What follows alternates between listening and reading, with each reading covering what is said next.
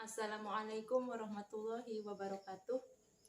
Perkenalkan, nama saya Siti Waliati, PPG dalam jabatan periode 4 dari Universitas Syekh Kuala. Hari ini 5 Oktober 2022, saya akan melakukan praktik pembelajaran UKIN di SMP Negeri 1 Banda Alam pada siswa kelas 9 dengan materi mengidentifikasi unsur pembangun cerpen. Berikut video pembelajaran saya. Assalamualaikum warahmatullahi wabarakatuh. Waalaikumsalam warahmatullahi wabarakatuh. Mana kabarnya anak? Baik. Sebelum memulai pembelajaran, kita awali dengan baca doa. Mulai. Bismillahirrahmanirrahim.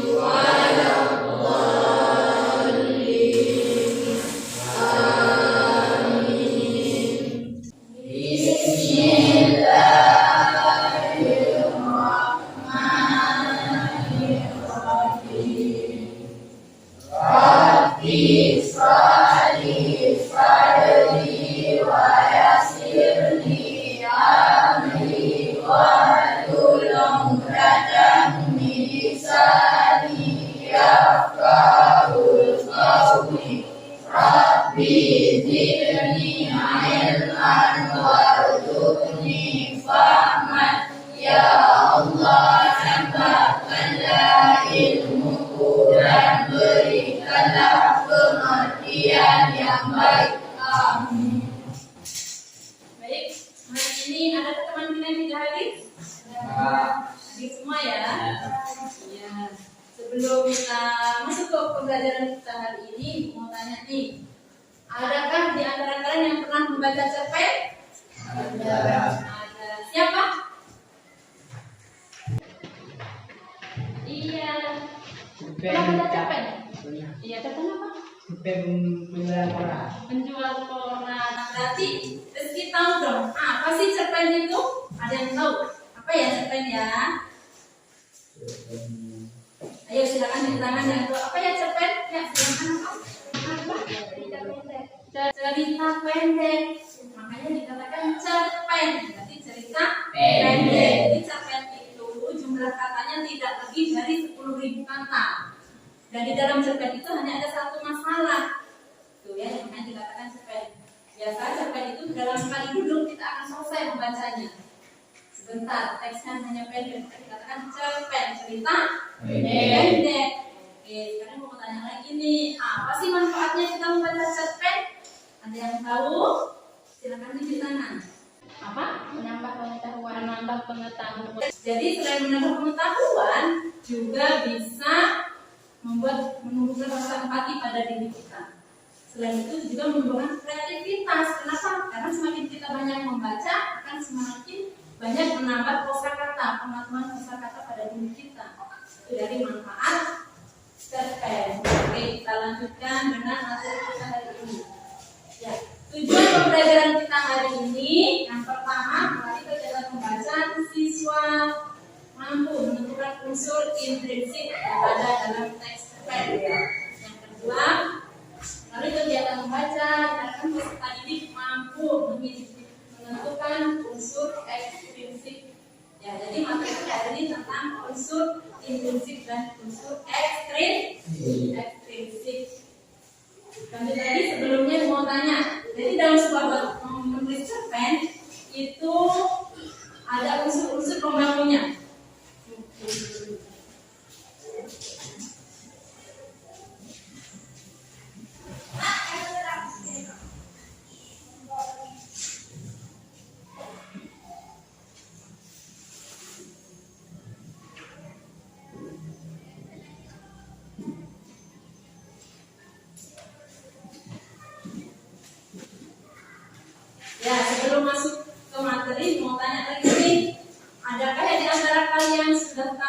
Apa itu unsur intrinsik? Belum. Unsur ekstrinsik? Belum juga. Nah, kalau belum tahu, sekarang perhatikan ke depan. Kita akan membahas satu persatu apa itu unsur intrinsik dan apa itu unsur ekstrinsik. Ya, sebelum mulai mempelajari nanti aku akan membuat penilaian nanti dalam pembelajaran. Jadi nanti ada penilaian pengetahuan dan juga ada penilaian sikap. Jadi nanti kalau kalian serius dalam pembelajarannya, maka hasilnya juga maksimal. Ya, kita masuk ke unsur intrinsik dulu. Unsur pembangun capaian itu ada dua. Ada unsur intrinsik dan unsur ekstrinsik. Unsur intrinsik adalah unsur pembangun cerpen yang ada di dalam cerpen itu sendiri. Nah, kalau unsur ekstrinsik, unsur pembangun cerpen tetapi ada di luar cerpen. Meskipun ada di luar cerpen, tapi hasilnya itu nanti mempengaruhi dari tulisan itu sendiri. Nah, kita lihat satu-satu. Yang pertama di unsur intrinsik ada tema. Ada yang sudah tahu apa itu tema? Tahu. Apa coba? Tema ide pokok. Iya, ide pokok. Yang lainnya ada yang menambahkan? Ada yang menambahkan apa ya tema ya?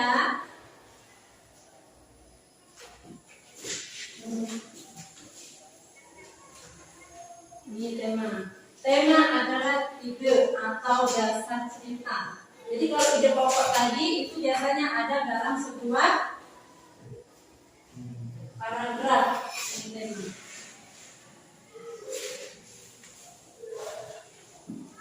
Yang kedua ada tokoh.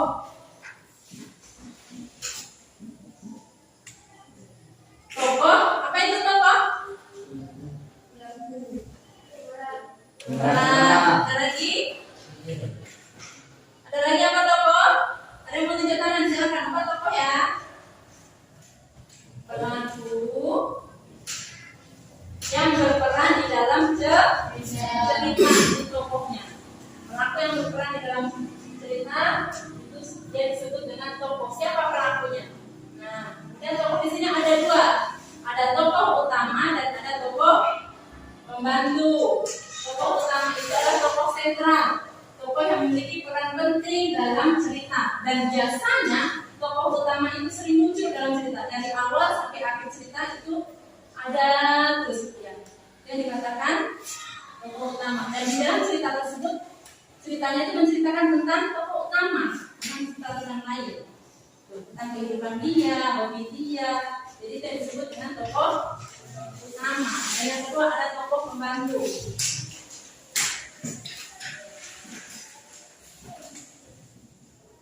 Tokoh pembantu adalah tokoh yang berperan sebagai pelengkap. Walaupun sebagai pelengkap, tapi peran dari tokoh pembantu ini mempengaruhi akan kehidupan tokoh utama. Kita lanjut yang ketiga. Yang ketiga adalah penokohan. Apa itu penokohan? Silakan. Penokohan apa ya? Silakan. Ya, penggambaran watak atau karakter pada tokoh yang disebut dengan penokohan. Karakter, wataknya bagaimana? Lanjut ke latar. Apa latar? Tempat. Ada lagi? Waktu dan Iya, itu pembagian latar. Jadi latar itu adalah penggambaran terjadinya cerita. Di mana cerita itu terjadi, tempatnya di mana, waktunya kapan, suasananya bagaimana, itu disebut dengan latar. Kemudian kita lanjut ke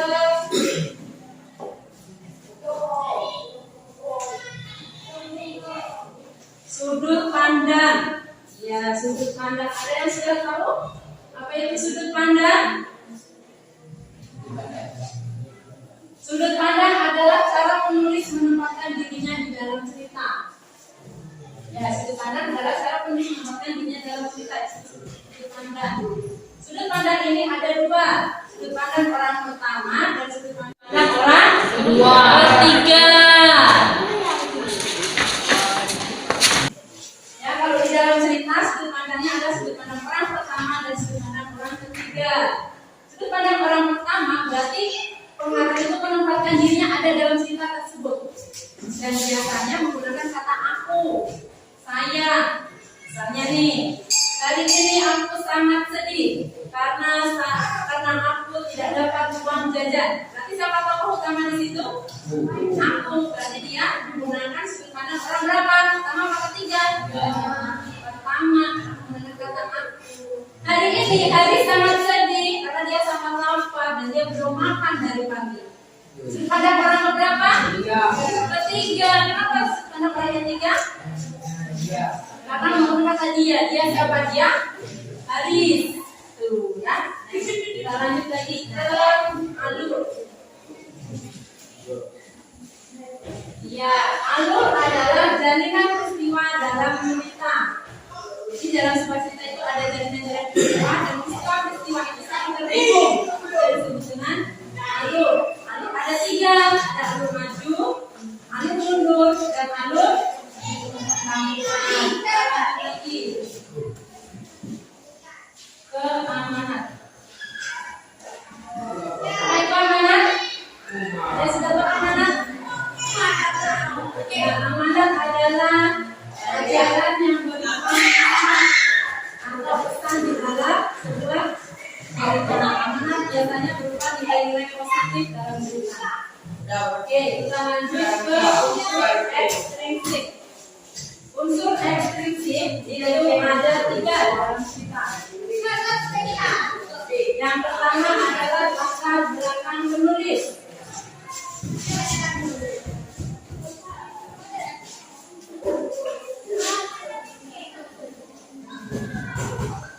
Ya, latar belakang penulis. Ada yang tahu apa latar belakang penulis?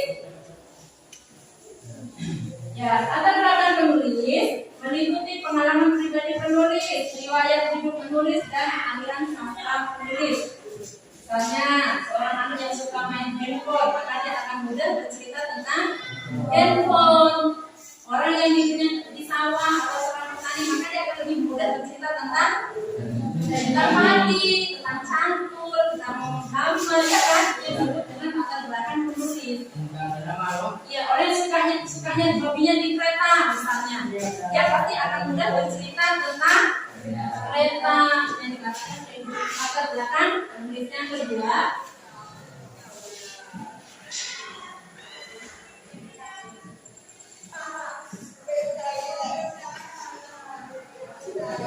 yang ketiga, latar belakang masyarakat meliputi kondisi sosial, ekonomi, budaya. Misalnya nih, ketika kita hidup di Aceh, itu kan budaya kita misalnya sejuk, maka kita akan lebih mudah bercerita tentang adat sejuk itu dilakukan saat apa, gitu kan? Jadi disebut dengan latar belakang masyarakat.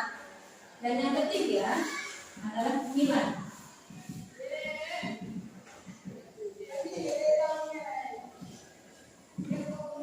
Ya, nilai-nilai di dalam cerita. Nilai-nilai dalam cerita itu ada nilai budaya, ada nilai sosial, ada nilai agama.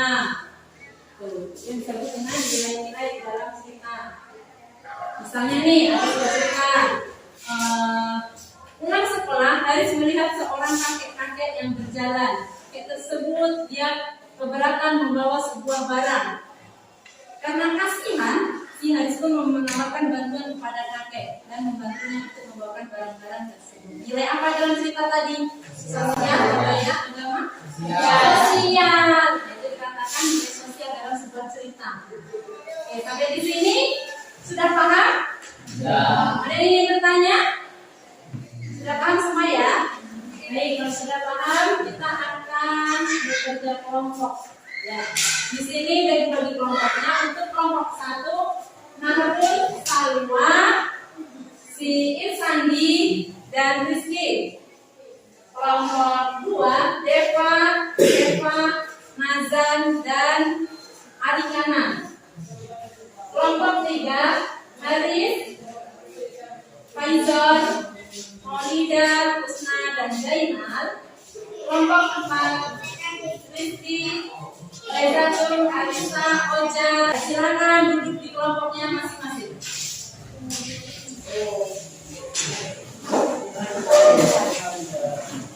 Ya, cepat.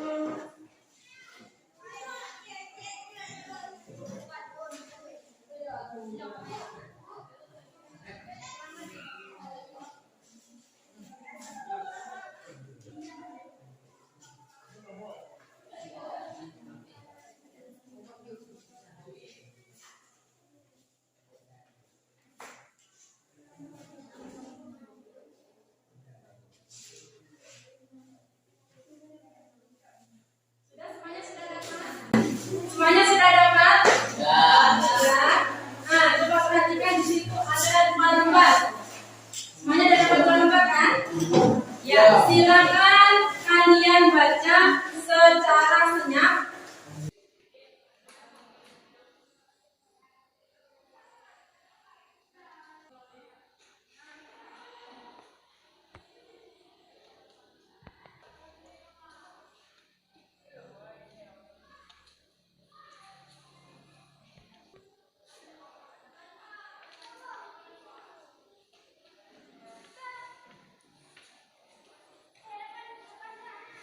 Kalian kasihkan di dalam kelompok kalian masing-masing. Tapi sebelum kalian menjawab, nanti kalian baca lagi.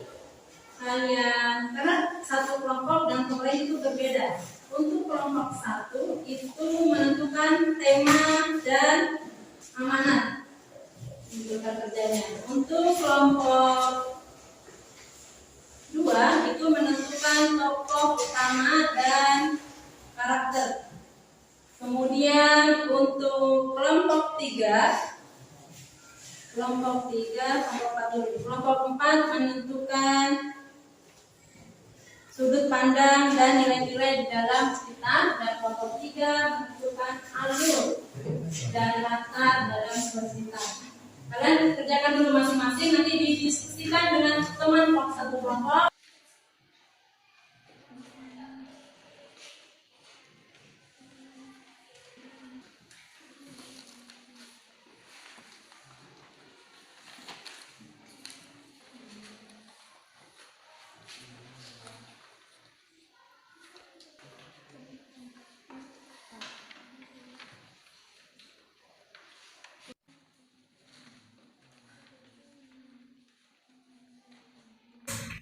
Ya, sekarang silakan masing-masing kelompok untuk mempresentasikan hasil kerja kelompoknya.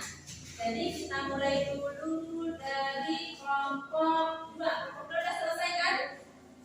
Ya, silakan kelompok 2 maju ke depan. Silakan. Silakan kelompok 2, silakan.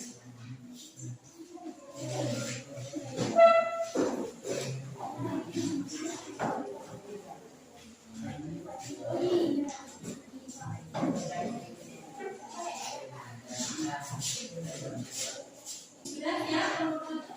Silakan.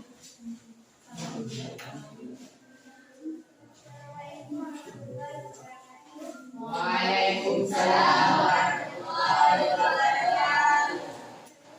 Tokoh, Rani, karakter tokoh. Penyebar karena setelah ibu ayah dan adiknya meninggal dia tetap tabah. Bukti pendukung. Rani, kamu anak yang baik, kamu bisa tegar dan bersabar meskipun telah kehilangan orang tua dan adikmu. Sampai di sini ada yang ingin bertanya dengan kelompok 2? Ya, silakan. Ya, silakan. Mengapa aku atau Pelangi disebut tokoh Pelangi? Karena Pelangi adalah orang yang sering muncul dalam cerita tersebut. Iya, itu jawabannya. Ya, kasih tepuk tangan buat teman kita. Silakan duduk.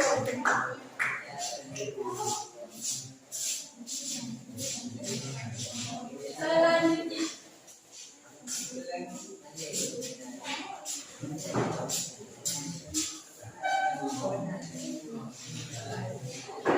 Kelompok 4. Ya, silakan kelompok 4 maju ke depan.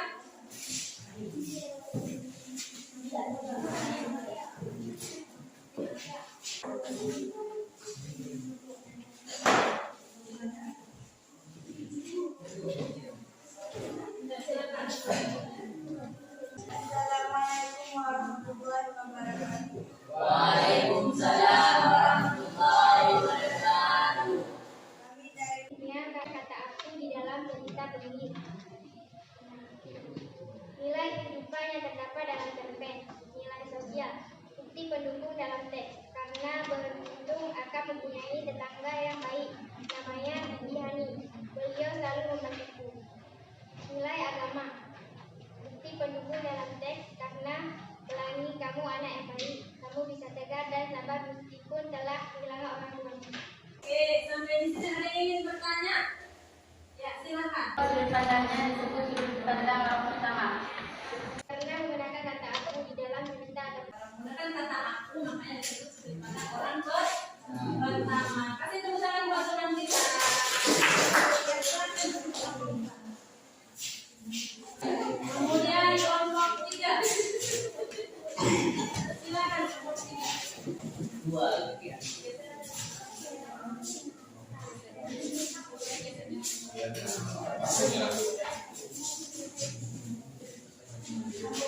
kami dari kelompok 3 ingin mendedikasikan alasan pendukung.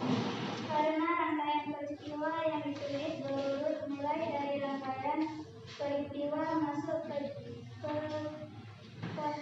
konflik masalah dan diakhiri dengan penyelesaian. Latar tempat bukti pendukung dalam teks. Latar tempatnya di rumah. Dan latar waktu bukti pendukungan Saleh bahwasanya Saleh bunda dan ayah yang di Paris akan segera pulang di waktu itu. Latar suasana bukti pendukung suasananya dalam keadaan sedih karena bunda dan ayah mengalami kecelakaan dan adiknya Rindu ikut mengalami duka. Yang ingin bertanya dengan kelompok 4, silakan. Al-Baqarah disebut Al-Maju karena rangkaian peristiwa yang ditulis berurut mulai dari rangkaian peristiwa masuk ke konflik masalah diakhir dengan penyelesaian. Iya, itu jawabannya udah jelas ya. Jadi kenapa disebut Al-Maju? Karena dalam surat tersebut ditulis rangkaiannya berurut dari pengenalan, masalah, dan ditutup dengan penyelesaian. Kasih tepuk tangan buat teman kita. Ya, silakan masing-masing kelompok kumpulkan apa bedanya.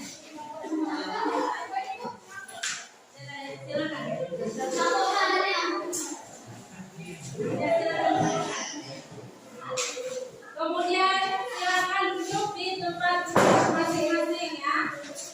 Silakan bagi tempat masing-masing. Ini tugas masing-masing tadi kan berkelompok. Kalau sekarang ini masing-masing mengerjakannya.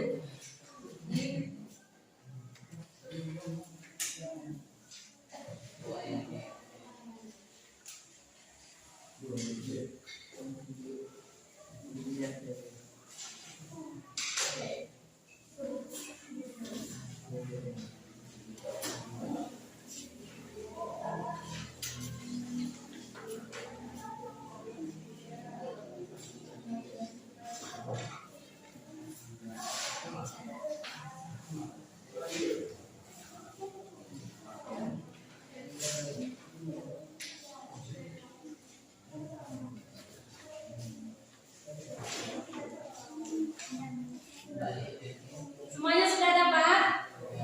Ya, silakan kalian baca. Di situ ada teks. Cerpen, kalian baca dulu teks cerpennya. Kemudian di baliknya ada soal. Kalian jawab sesuai dengan isi teks. Silakan jawab mulai dari sekarang.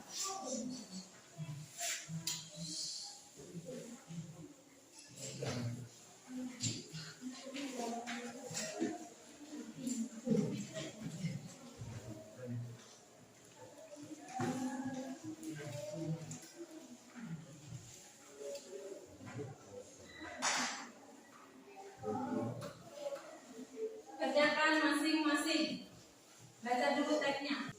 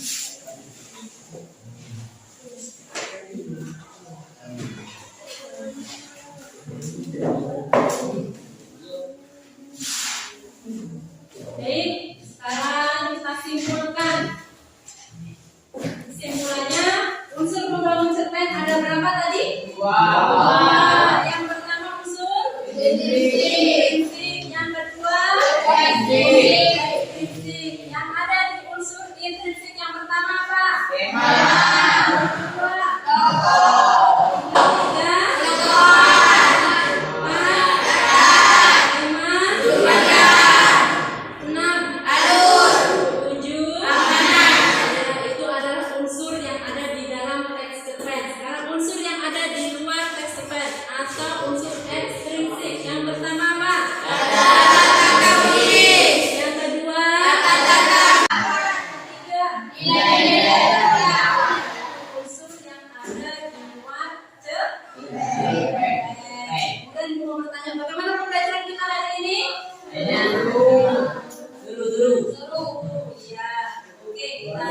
untuk pertemuan kita selanjutnya, insya Allah materi kita tentang unsur membangun dan unsur kebahasaan cerpen. Silakan kalian belajar baik dari buku yang ada di pustaka maupun dari internet.